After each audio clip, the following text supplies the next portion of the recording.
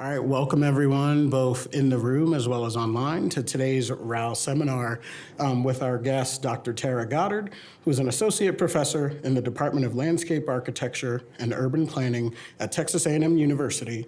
Her research focuses on safe roadway design, reducing traffic fatalities and injuries, and particularly how the interactions of transportation culture, behavior, and infrastructure affect pedestrians, bicyclists, and other vulnerable road users. Dr. Goddard has recent and ongoing research related to wildfire evacuation, the rapid influx of technology in transportation, and other issues of engineering and planning in the current era of climate change. And in the fall of 2025, she'll be returning home to California to join the faculty in the Department of Civil Engineering at Cal Poly San Luis Obispo. With that, please join me in welcoming Dr. Goddard. Thank you. Thank you, Curtis. Mike, okay? Good. Good afternoon, everybody. Thank you for coming. I know it's a busy time. It's always nice to see friendly faces in the audience. Like Curtis said, for the last 8 years, I've been at Texas A&M University, and then I'll be shifting to Cal Poly. And I'm more on the behavioral science and social science side of things. And as I talk about these issues with thinking about a more comprehensive understanding of evacuation, I really invite you to be thinking about how it applies in your own work. And then hopefully, like most academics, brevity is not my strong suit, but I'm gonna try and keep it to about 40 minutes so that then there's lots of time for Q&A, and I'd love to hear from you all and what you are all working on. So really quickly, I'm a professor, instructor, so I get to ask some questions as well. I can't help it. As I'm talking, I want you to think about a few things, but also you can raise your hands and answer them now just quickly. How many people are familiar with the concept of like ready, set, go for evacuations? Have you at least heard those terms? Kind of the red, yellow, green, okay.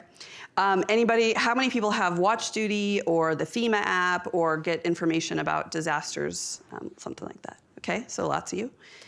How many people have a go bag? So you have a bag packed, stuff ready for you, maybe for your pets, for your kids, okay. Do you have a personal or household evacuation plan? Do you know how you'll go, where you'll go, things like that? Okay, so a little fewer, but still quite a few. And then this is a question I just want you to think about is, what would you do if you couldn't evacuate by car, right? So much of our thinking about evacuation, whether it's how we message to folks or on the planning side of things, is really focused on the idea that everyone's gonna get in their own vehicle, right, and get out by car. So I just pulled up just a few of the ready, set, go messaging. This isn't to pick on these particular ones, like this is just the very common thing, but you'll notice that when they talk about go or evacuation, there's even a photo of a car, right, in both of those. Here's another one. This is from Texas. So again, this image of when you go, it's a family, they're packing their personal vehicle. And the way I talk a lot in my work about what is called a windshield bias, and we kind of both literally and figuratively see so much of the world from behind the windshield of a private automobile, because that's how, in the US in particular, our society is set up, our infrastructure is set up. So even like Cal Fire, has their extensive evacuation guides, but again, this photo and a lot of the guidance is about what to have in your car, keeping your car gassed up, et cetera, or now charged up if you own an electric vehicle like me. So the question becomes, well, what happens when that doesn't always work, right? And we know it doesn't always work. We can't possibly build, we were talking about this a little while ago, we can't possibly build our infrastructure large enough that everybody can flee any particular situation at any one time, particularly in places that are constrained with topography or with water, which I'll talk about. That's gonna be relevant in a minute. So these are just some images. The top left there is the Caldor fire in Tahoe. This made international news where people were stopped. The picture on the top right was from the Los Angeles fires, which you may have seen this in the news, where people were having to literally leave their car, run from their car, but then they were in the way of the first responders, and so they had to be bulldozed out of the way. The picture on the bottom left is from the Lahaina fires, and unfortunately, and again, I talk about as anytime you're talking about safety issues or these, there's some of this stuff is traumatic, and I'm sorry about that. So, the fatalities in the Lahaina fires, there was, I think, about 15 of the 101-ish or whatever, I forget exactly the number, of fatalities were people in their vehicles, right? So they were trying to get out by vehicle, there wasn't enough ways to get out, people were stuck in congestion essentially, and the fires overtook them. So even though like so much of our emphasis is on automobiles, even automobiles can't get us out everywhere. And then it's like, okay, even if we could build the roads wide enough and we had all this infrastructure for private automobiles, there's actually a huge number of people that does not include, right? So this is a number that I think a lot of us aren't really aware of, is that 20 to 30% of any one community of people are not drivers, right? So that could be issues of age. Kids, right? Kids aren't drivers, so they're dependent on somebody else. Older adults who might not be able to drive or might have aged out of driving. Different disabilities, right? So poverty, people just like don't own a vehicle, or maybe there's one vehicle in a household. Students often, and then in some of the communities that I'm going to talk about, the issue of like tourists and visitors. You have people on like worker visas, they don't have vehicles, things like that. So that's a lot of people that can't just hop in their own car and get out. And then, as I say here, when you have these intersecting identities, which basically just means when you have more than one of these characteristics, then that kind of compounds, right? So you think about like an older adult with a disability. What does that mean for their evacuation? And so then it's just very inefficient and unsafe for both the citizens who can't get out and then first responders, like we saw in the LA experience and others. And I just have this cover this book because this is an excellent book if you're someone who is interested in like folks who can't drive and what the society might look like when we're not just thinking about driving. So, we use this word vulnerable a lot. I think it even had it in my bio, but it's really a shorthand, right? It's not one group. And so we have to be thinking about what makes people vulnerable. What is it about the system that makes some people vulnerable and in what situation? One term that FEMA uses, which people may all be familiar with, is access and functional needs. So that's their term. And then CAL FIRE uses the term at-risk population, so which they use the three categories, which is households with a disability, or people in the household over 65, and then whether they don't have a vehicle, or how many households don't have a vehicle. And so there's a lot of kind of global interest and documents about this, although fewer that are focused on the US.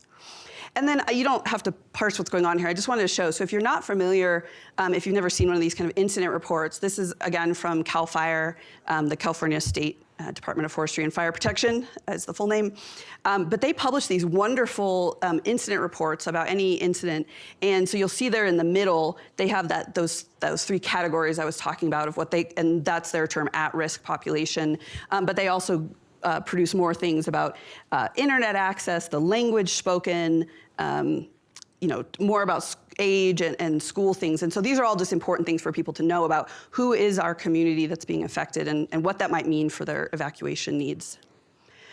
So, in the title, I talked about integrating the wildfire science and evacuation planning, which is a big interest of mine. And again, thanks to Curtis for having me out for this. And something that I don't have the expertise on the wildfire science side, and that's why I'm very interested in the work that you all do and trying to better understand what are ways we integrate it. So these are very basic questions, but of course they are the questions, right, for a lot of this. Like, what do we know about what's happening with the weather, or what happens with the general weather or the weather that the fire creates itself? When do we know it? So this is something I'll talk about in the fires that I'm going to touch on is, okay, there's the idea of a no notice, if you've heard that term, a no notice fire, no notice disaster, where like it just hits, right? But then there's a lot of times where we might have a little bit of time, but it's like when in the scale of like when the fire ignites versus when it gets close to a community, when do we know where it's going, for example? And then who even has access to the information? So I was talking with Brittany about like, okay, great, we might have this really complicated model, but who does that get to? How do they use it? How do we translate that knowledge into something that's actionable? And in particularly in times of disasters, things are happening quickly, things are very dynamic, there's the stress, and so things have to be as easy, and I'm definitely biased towards a systems approach, right? The more that we have structures in place, the more that we have protocols, I like to think that can lend itself to better things rather than just like ad hoc decision-making, which can be challenging. And then, what does that mean for how do we know where we're sending people out, as I say, like how are we evacuating people out? And then also, what does that mean about where we're sending people in for the emergency response? So some of you might be familiar with this quote. This is one of my favorites, that all models are wrong, but some are useful. And I use this graph when I'm talking about drivers and evacuation, but I'm sure there's lots of other modeling type things that you could apply this to, right? We like to predict, oh, it's a very linear and people are gonna get in their car and they're gonna just drive right out to safety. Well, no. We know that drivers, they go run around picking up supplies, right? Because they didn't have stuff ahead of time, or you have to go and you have to pick up some friends that need a ride, or an older, relative or whatever. So these are really complicated modeling questions. So I want to talk about 3 fires, like it said in the abstract of the talk, and in particular the non-driver evacuation during those. And I would love to have a term that was different than non-driver, because it kind of just sets it up as driving as the default, which it typically is. But that's kind of the most comprehensive term that I've come up with. Okay, so the first study I did, it was case study research. So I did these semi-structured interviews with agency employees at a transportation agency in Tahoe, which I'll talk about, and then also was looking at what existing plans there were for the transit evacuation and for any non-drivers in the community. Spoiler alert, there was basically nothing, and there continues to not be much.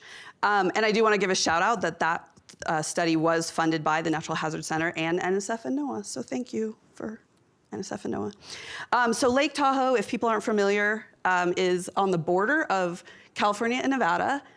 It's, I think, one of the largest, if not the largest, natural lakes in the United States, huge alpine lake, big tourist destination.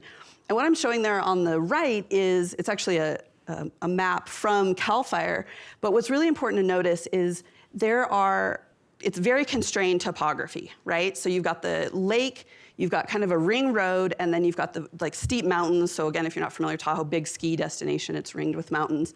And as I've talked about, there's lots of smaller and rural communities, right, that have kind of, maybe it's not this exact thing, but it has this constrained roads in, roads out. So, 1 or 2 of these roads leading out of the basin get shut, and you have a serious issue. The other thing about this particular situation is how many jurisdictions there are.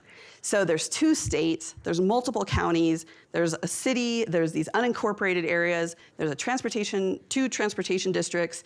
So really difficult for coordination and collaboration coordination amongst these. So, okay, so I was really interested in what happened with the Caldor fire with the transit and paratransit evacuation. So these are just some photos of the local transportation. And just so in case folks aren't familiar, paratransit, the word para means alongside. And so it's federally mandated when you have a transit agency to also provide paratransit for people with disabilities. So that this provider does both of those things. So the Caldor fire was in 2021. It started in August. It was finally considered 100% contained in October. But it started down the hill outside of the Tahoe Basin. And that's important because the conventional wisdom was, oh, it'll never come up and come back down the mountain, right? We always think, oh, fire just goes uphill. There's lots of granite, it won't burn, et cetera. So there was a lot of oh, it's not coming here, we don't need to do anything, we don't need to operationalize our transit, evac or anything. I talked about kind of the topography, really large tourist and second homeowner population, which makes it a challenge for alerting folks, right? And I think some of the people in this room might work on alerting stuff. And then, like many places, there's a high income inequality because of it being a tourist destination, and there's not enough housing, so you have a large unhoused population or people with housing insecurity. So over 30,000 people were evacuated from the immediate area of the lake, or what's called the basin, which is basically unprecedented. I know that word gets thrown around a lot, but it was very unprecedented. Overall, about 53,000 people were displaced. And again, these pictures made the international news. I think some of these were in The Guardian. Just these images of people being stuck in traffic trying to get out. This one gentleman brought his violin out to try and calm people, which was really nice. But then I also have the picture of the man in the mask because in 2021, it's really in the height still of COVID, challenges and buses having to deal with requiring people to mask and everything. So, okay, what about the non-drivers? The local transportation agency ended up evacuating 1,800 bus riders and about 500 paratransit riders, which was great, even if they hadn't really planned for it.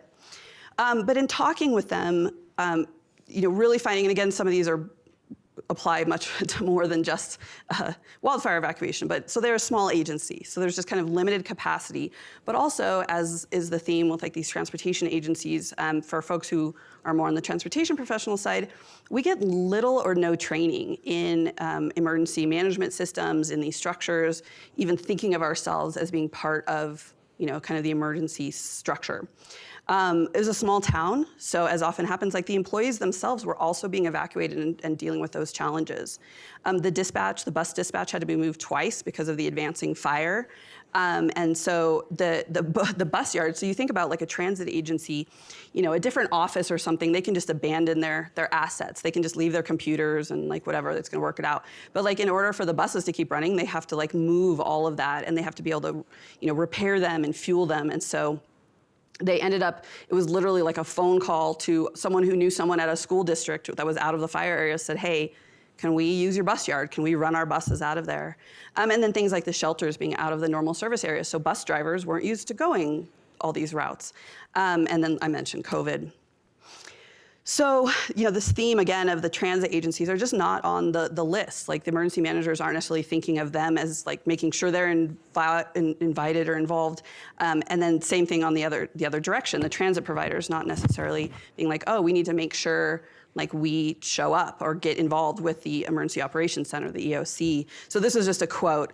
We really had to elbow our way into the EOC. One day we just went to the meeting without being invited. And I think when I interviewed him, he was like, pretending to knock on a door. Where are you guys meeting? All right, we'll just show up. And they were surprised.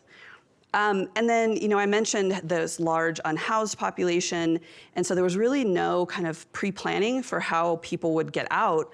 So it really relied on these personal relationships to just be like, all right, call so-and-so that knows where this encampment is or knows where these people might be, make sure they know to like try and catch the bus here.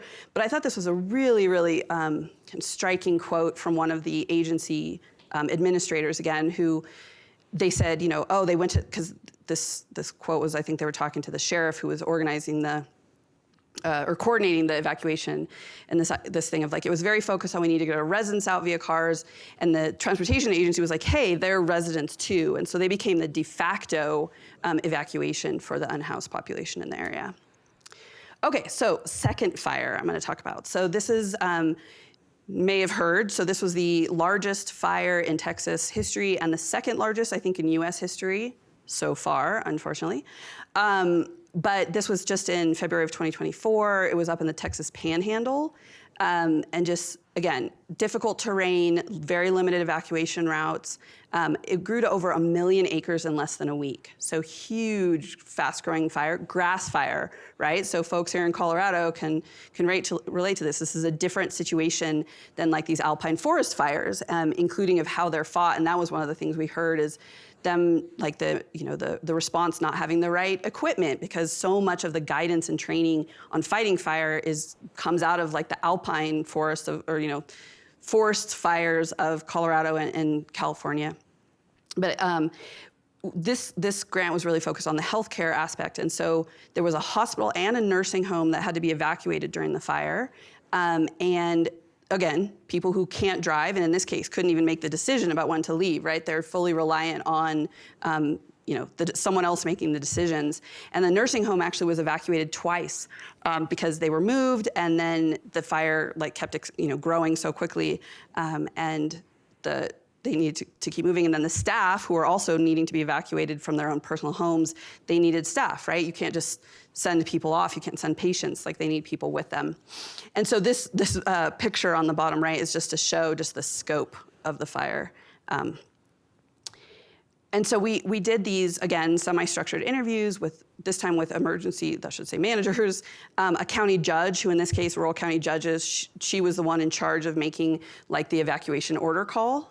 And she was pretty new in the job and had never done that before. So again, this issue of how we make these decisions and what do we do with the kind of what knowledge we know, and the kind of how was healthcare disrupted.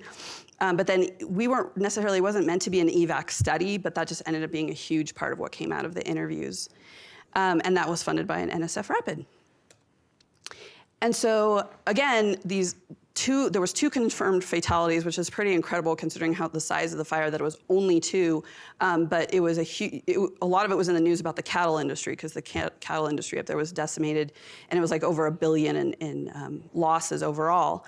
But the two fatalities were an older woman who was stuck at home, and her son actually was trying to get back and get her out and couldn't get there in time. And then there was a woman who was driving her vehicle and was overtaken by the fire. So again, transportation issues. And a huge percentage, I don't know the numbers in other places, it's probably true lots and lots of places, but in Texas, like 85% of fires ignite within 2 miles of communities. So these aren't just distant things.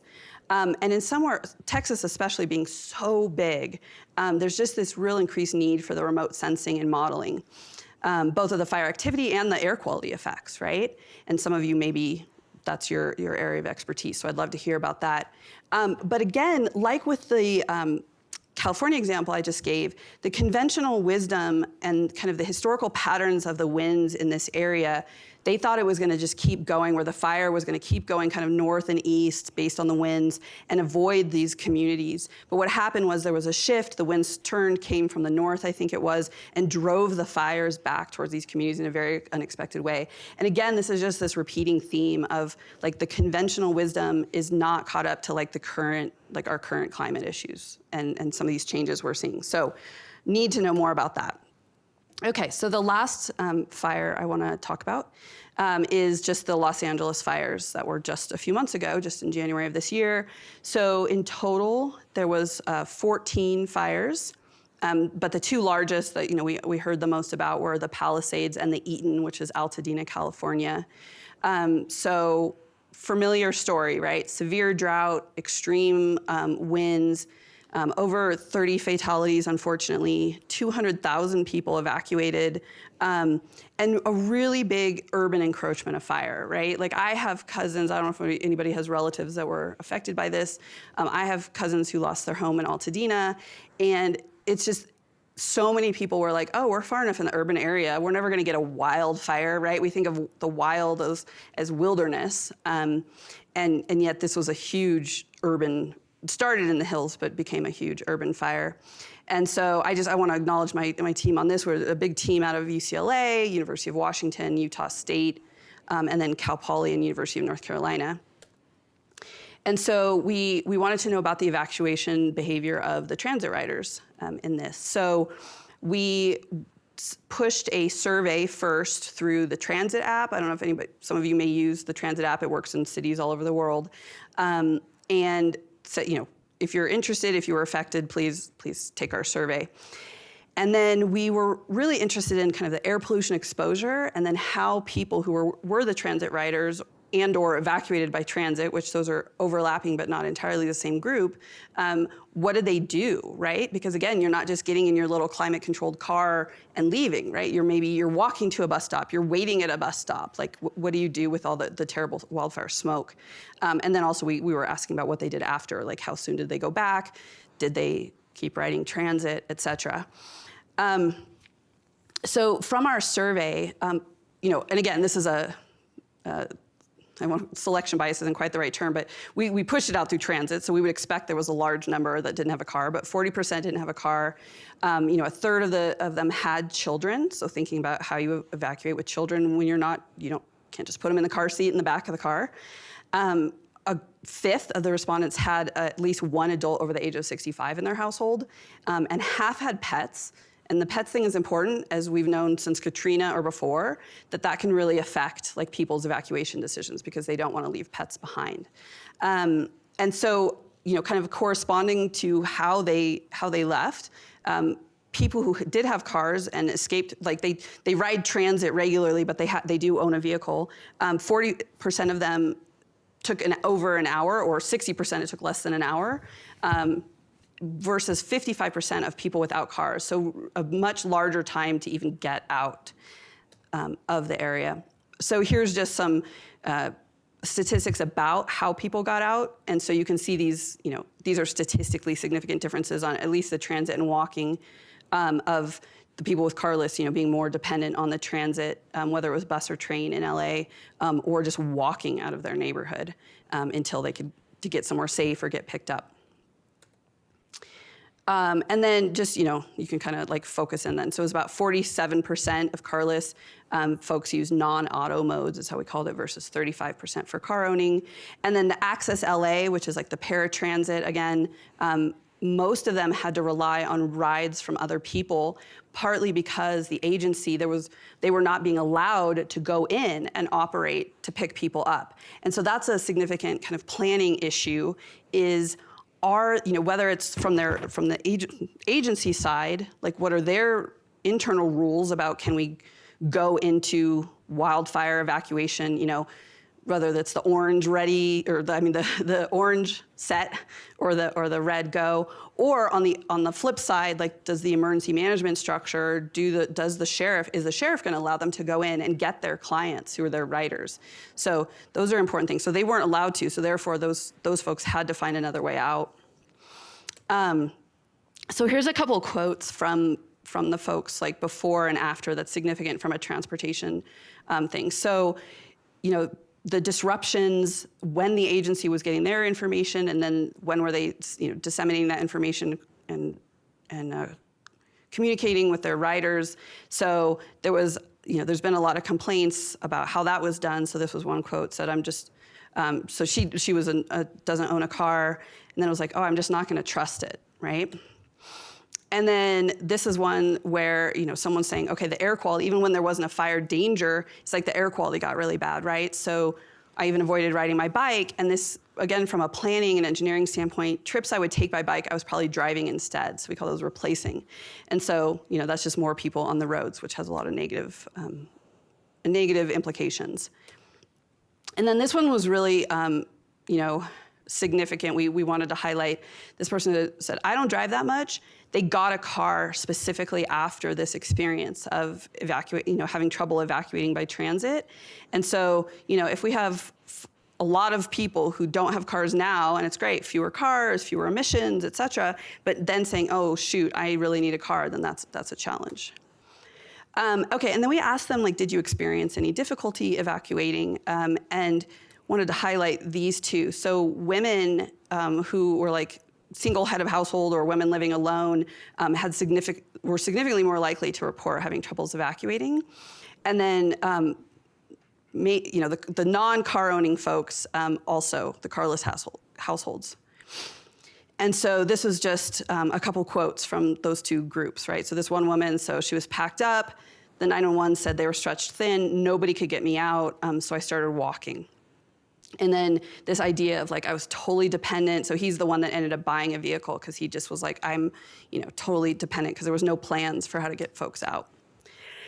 So there is guidance out there. There are some federal documents that have come out. That one on the role of transit is actually from 2008, so that's not even new. Some of these, the emergency management playbook, I think, just came out early last year, so that's a newer one. This one put out by June Isaacson Kales, who has this partnership, this nonprofit. This just came out a few months ago, as you can see, April 25.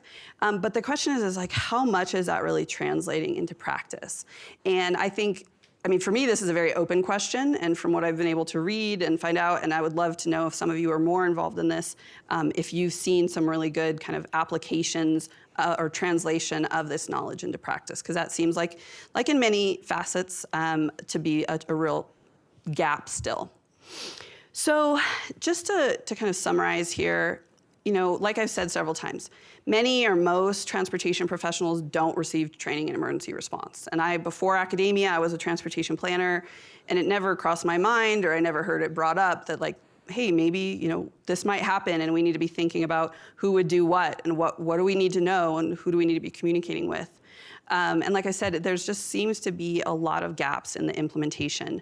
And of course, it's hard, right? Especially in smaller agencies. There's a lot of hats you have to wear and not a lot of people.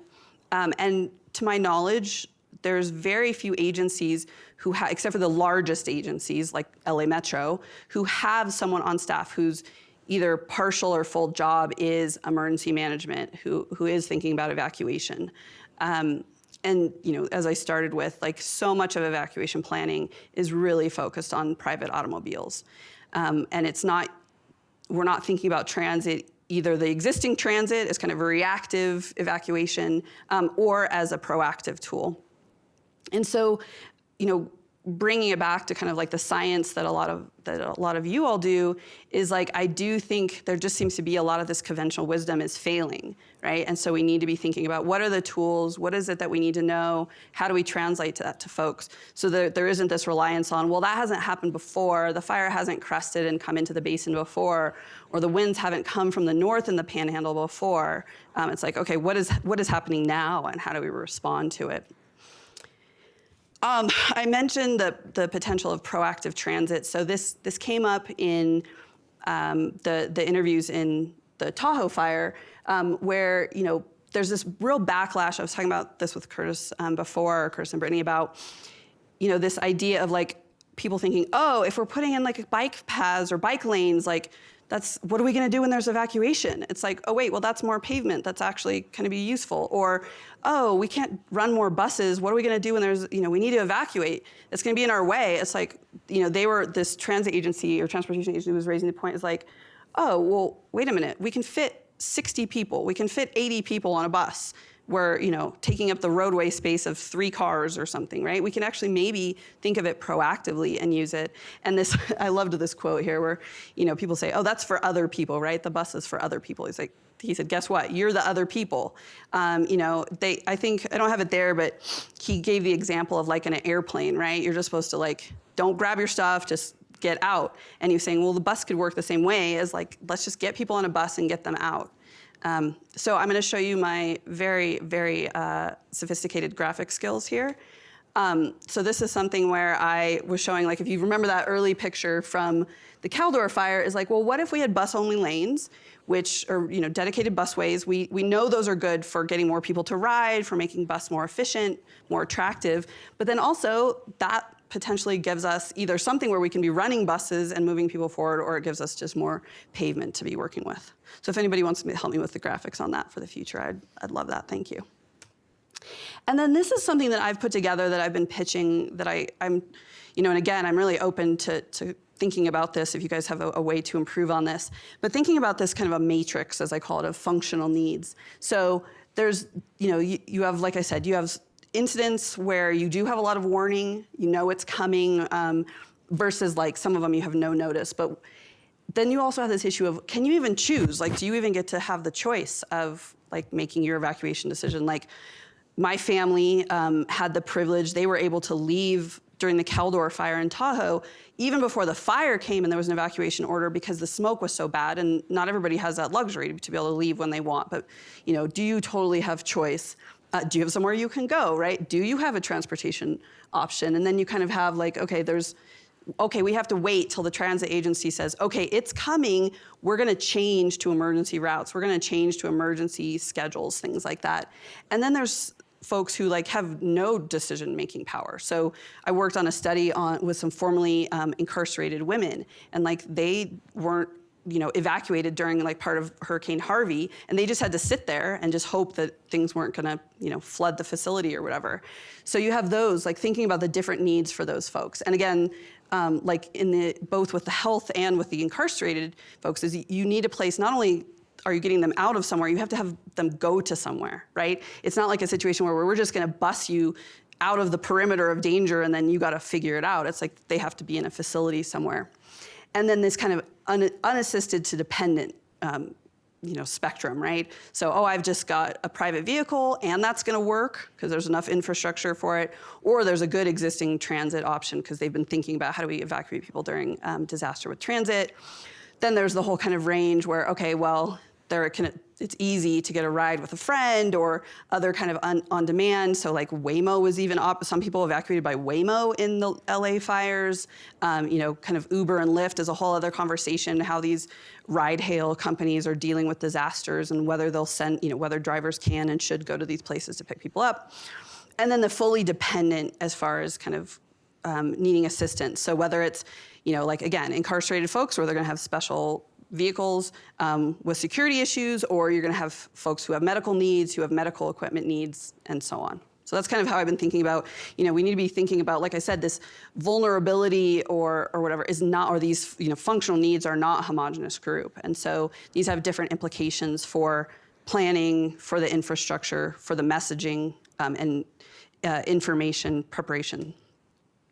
Okay. So just to kind of wrap up here, there's a lot of open questions, I think, about planning and coordination. For transit and paratransit, like I've mentioned, what are the best practices? What's the potential for kind of the proactive use? I'm actually on a TRB seminar coming up, and the emergency manager for LA Metro is also on that, and she's gonna be talking about, okay, what have they kind of learned out of this experience with the Eaton and the Palisades fire? What are they looking at forwards? And of course, they're also, this isn't, I'm really focused on wildfire. I'm talking about wildfire, but this has, is true for lots of different kind of disasters, whether they're, kind of the natural weather-related disasters, or they're things, like they're preparing for the Olympics in Los Angeles, right? And thinking about what if we have to move a lot of people really quickly. And then there's just huge gaps into kind of thinking about people who aren't using the private car, even though that's a huge number of people, right? This isn't some fringe group. Like, this is a large number of the population.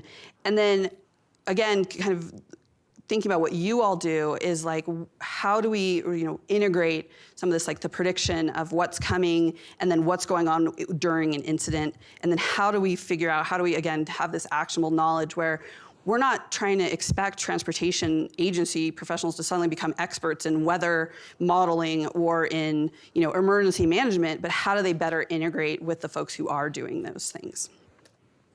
Okay, and with that, I will wrap up. Thank you.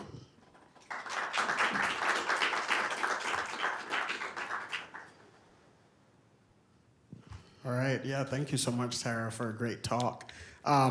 We do have a Slido open for the folks online, and we have the cube for the folks in the room with any questions. So while folks are maybe queuing up their questions, I did want to put a plug out there.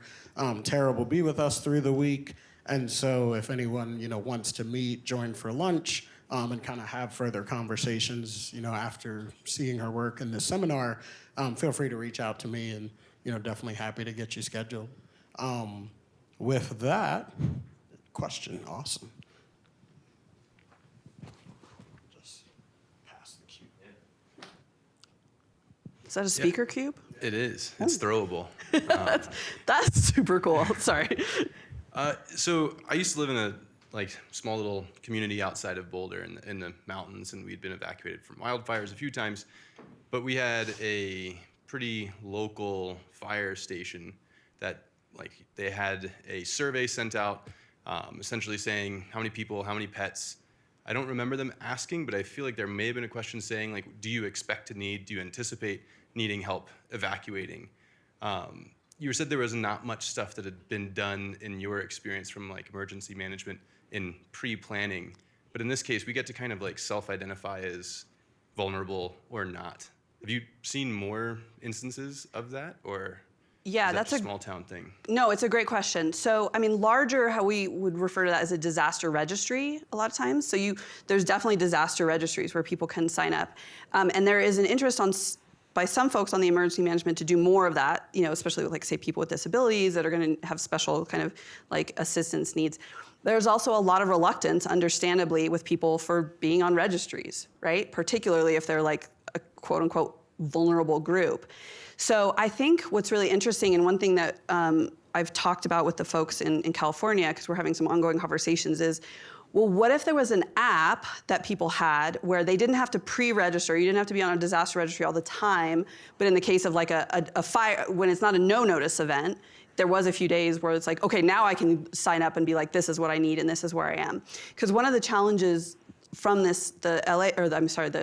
Tahoe experience was that the agency, they know who their clients are, right? They're paratransit riders, they're riding all the time.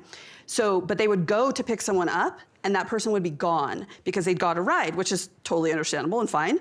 But then it was really inefficient because they were going to these places and being well, we can't find people. So I think it's a really great question and I've seen other ones where there was the Swift boat rescue chief in Texas, he was trying to get fire departments to help him. He had a simple Google form of okay, where are the encampments of unhoused folks, so because they're usually along waterways, therefore like they need to like alert them so that then they don't have to go do swift boat rescues later. And he was having a lot of challenges with that. So I think I don't know, maybe someone else has had like has a good example of a disaster registry. Like how do you balance like that really important need for knowing where people are and so you can do that pre-planning, but also one, I think dealing with people's concerns about being on registries, but also just the challenge of humans, as you probably all know, like we're really bad at risk perception. So if we haven't just been through an event or it's not in the national news because something horrible just happened, everybody's kind of like, oh, I don't need to do that, right? And so how do you get people to fill out that information is a great question, though. I don't know if anybody else wants to answer with an example. Thanks, Tara, for that really nice talk. I had a question about the planning that public transportation actually has to do. And I'm just curious if you could walk through some of the big decision points that they make. It's probably different in different places, but some of the big decision points about how they switch to a evacuation mode. What do they do with the routes that they normally run? How do they communicate all this to people? And what are some of the perceptions that riders have about all of this stuff that's changing? Yeah, so great question with a lot of answers. So I'll try and, this is part of our ongoing work. So I can mostly speak to my experience with the Tahoe study because that's further along than the Los Angeles study. But you're right, there's these decision points. And it's partly about, okay, is this even gonna affect our area where we have routes, for example? If so, when? And then what are the rules about, okay, what do we have to avoid? Like where can we have to stop going through an area and we have to reroute? Versus like, okay, we wanna make sure that we're still running through these certain areas. And I don't actually know, it's a really good question. In say the Ready, Set, Go model, if there's just kind of individual decision making about, individual agencies, I should say, about like, okay, you're allowed to go in when it's in the set, but once it's a go, you can't go in there or whatever. But then what do people do if it's a go?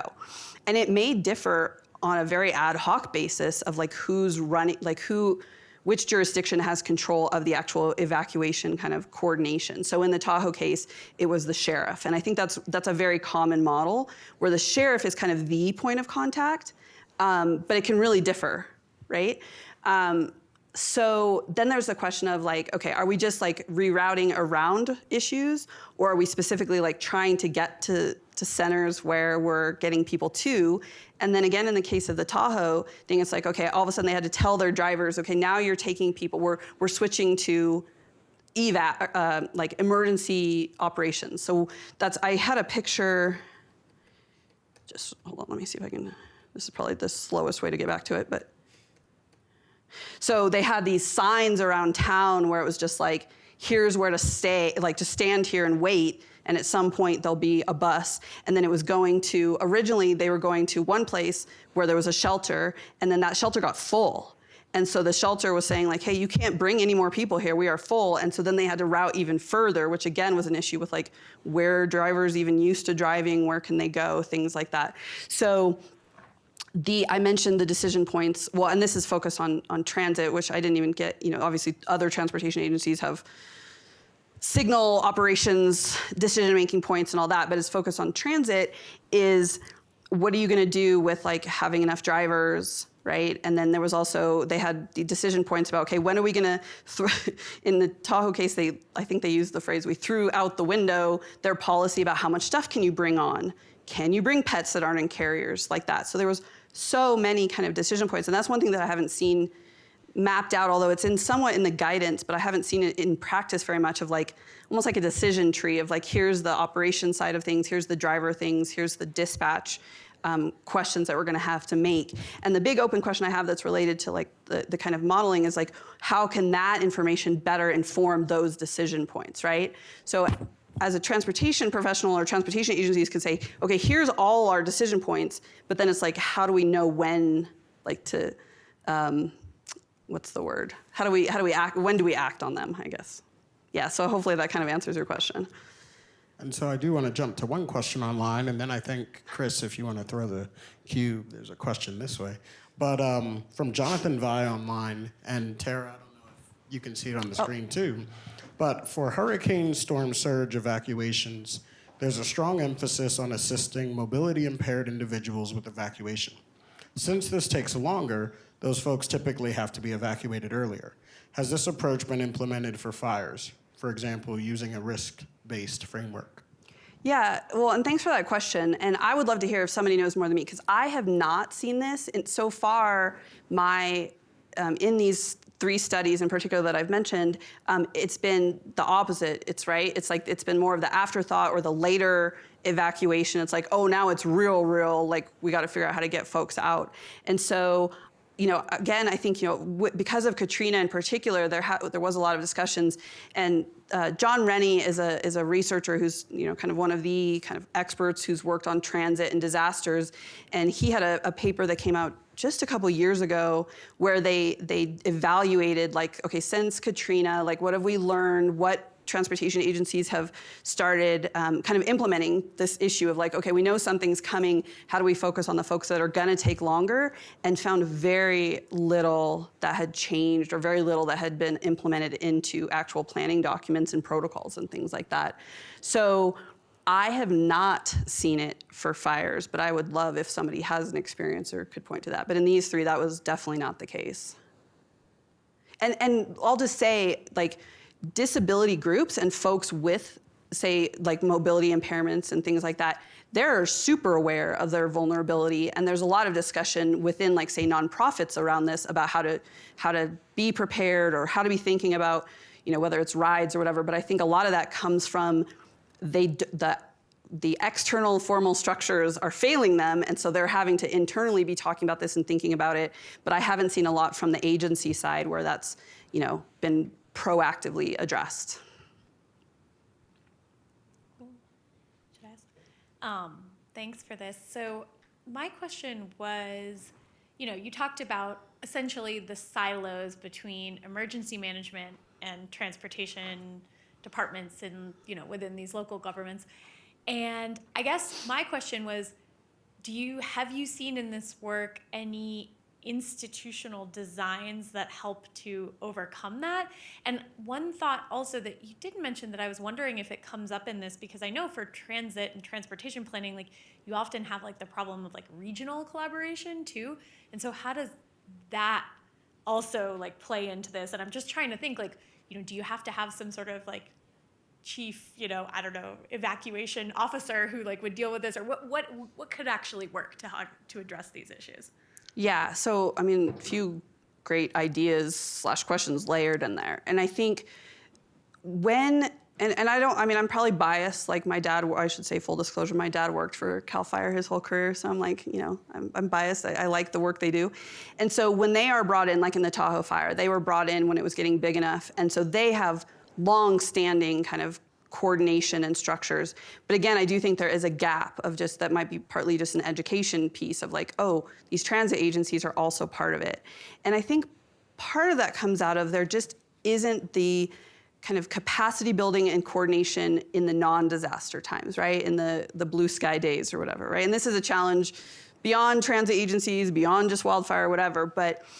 And so, over and over we heard, and this is particularly true, like again, in these rural or smaller communities, the responses relied on personal relationships and people picking up the phone or people texting and saying, particularly in the Panhandle, they're so small, it's like this person at the hospital administration is married to, one of the volunteer firefighter chiefs, and so they knew things were happening before the like formal structures had told the hospital you're going to need to evacuate. So, but again, so I think like activity, and again, it's really hard, right? We don't need more meetings. We're not trying to like burden people with more training and things. But the more that we can have some of these ongoing coordination things, you have that capacity building, you have those relationships, so that people do know who to call.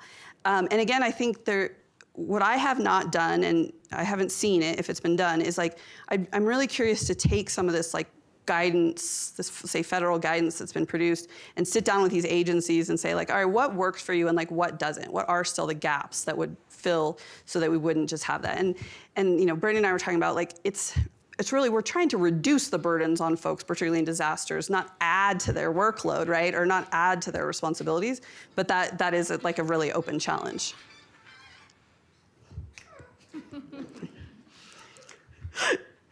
That was, oh yeah, back there. Do I throw it? Oh God, this is so bad. I'm a terrible thrower. Okay, that thing is seriously cool. I need that for the classroom. I love that. All right, so thank you so much for the talk. My question is kind of related to your work with and looking at the Panhandle fires. I think a lot of these ideas are really, really good for somewhere like Lake Tahoe or somewhere like Los Angeles, where they have a lot of people and a established transportation network. But somewhere like the Panhandle, that's very large and very rural. Yeah. I'm from Alabama. I'm very used to a lot of rural populations, and I know a lot of the people who live out there are vulnerable. Is there any sort of feasibility with a transit network somewhere like the Panhandle for an event like this? Yeah, so, I mean, I think it's a really tough thing to solve, right? When you have people that are this spread out and this rural. So I think there's a couple things. I mean, one, when there's more time, I think we could do better at planning, and it doesn't have to be like, oh, we were sending a big bus out, right? Like we could, so one thing I didn't talk about that I think is kind of an important finding of the work we're doing, or things that it's pointing to, is really the need for more mutual aid agreements, or MOU. What does the MOU stand for? Anyways, yes, remember, thank you, member of understanding, between these agencies where it's like, okay, we're not gonna have our transit agency own a couple small shuttles because we just don't have the money, but this church group that does have these small shuttles that they use for travel, we're gonna have an MOU with them that if there is something needed, that we can like use their small vehicles to get to people in these small things. So I think that's part of it. One thing that I didn't talk about at all, because I am really focused on the evacuation piece, is, and maybe some of you in here are experts on this, and I would love to hear from you, is this rising need to talk about shelter in place.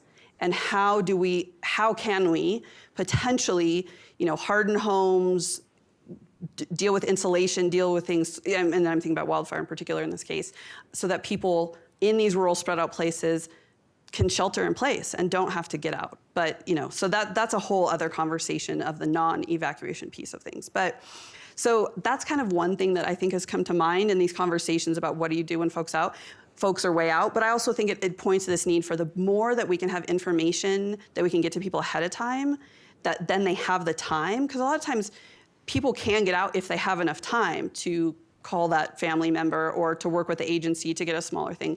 But it's like, if they're not getting the information in time to act on, then it becomes like they're gonna have to shelter in place. So, but yeah, I think the rural thing, it's definitely a challenge. Yeah. Thank you. And we have an online question from Jamaica. I can't see the last name. But are there any plans to integrate social media, especially for evacuating vulnerable individuals that do not know who to call or contact? For example, people post help messages to have their bedridden family members evacuated on, say, a site like Facebook or Nextdoor or something like that. Yeah, so one of my friends is one of the founders of Crowdsource Rescue. Are people familiar with Crowdsource Rescue? So they were born out of Hurricane Harvey. And basically, they have things like the Cajun Navy, if you're familiar with the Cajun Navy, or these other, that's probably one of the biggest that I'm aware of, these VOADs, right? So these volunteer organizations during disasters folks with boats, right? So they jump in and they start doing rescuing with boats. And what Crowdsource Rescue really did a good job and continues to do a good job during disasters is helping coordinate that. So they instituted a system, which is all volunteer, I think, where there's people who are monitoring Facebook and saying, like, oh, this person has said, hey, I'm stuck on this roof and I've got 2 kids and a dog, so this person with this size boat can go find them. Or people actually can go to the Crowdsource Rescue and put in like, hey, I need this. So I think, and I've talked with Matt, the founder, one of the founders, about doing some more research and to see like how has that worked, what could be improved, like what have been the outcomes of that. So I think, and that would be a good question. I don't know if there's any emergency management experts in the room. I'm not an emergency management expert. I think, so one of the things we found, like in the Panhandle fires in particular, a ton of their information, they were pushing out. You know, these agencies have Facebook pages in particular. Some of them have other kinds of social media as well, where they were posting updates, they were posting information. But then, you know, of course, then you run into the issue of like digital divide, and like especially in rural areas, if people don't, or you know, issues with poverty, people don't have internet access. So then we can't only be pushing information out through social media.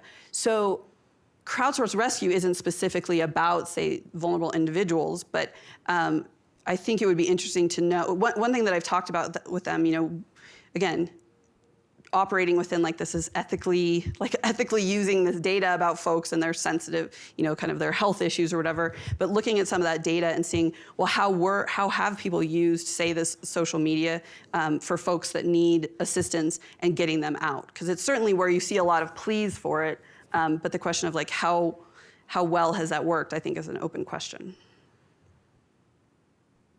Yeah. And then I actually have one more question. Mm-hmm. I recently interviewed people along the bayous in southern Louisiana, and a lot of them didn't have trust in local, state, federal agencies. So have you come across that? And if so, how do you try to build that trust so then you can evacuate or have more plans to do so? Yeah, I think that's a really important issue, and unfortunately, I think it's going to be more and more critical. You know, we saw that with Helene, right? Like, kind of backlash against first responders and lack of trust, and you know, I'm not even going to get into the issues of like, I mean, this just challenges, right, with like this idea that like, oh, if I evacuate, then there's looting, and so then you have all these kind of other trust issues, but. You know, and again, I mentioned like the challenges of trust with the disaster registry or with like unhoused folks and like finding out where people are most of the time because they don't want to have interactions with, say, you know, just seeing everyone in the emergency management as part of like kind of a law enforcement structure.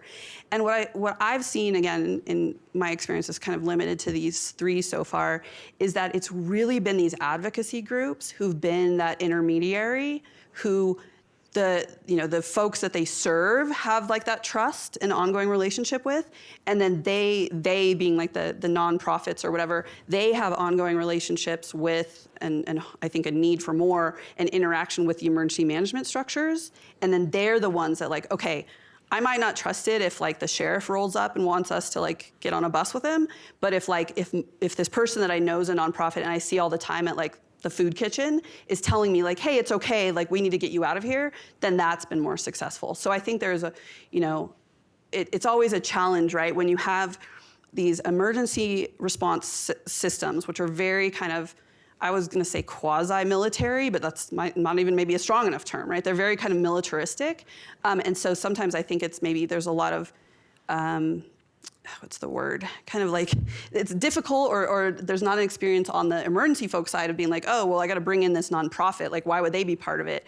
But they're like a key interaction with these, particularly with these, you know, what we'll broadly call vulnerable groups. Yeah. Thank you. All right, and I want to be mindful of time if folks need to head to another meeting, especially if it's in person.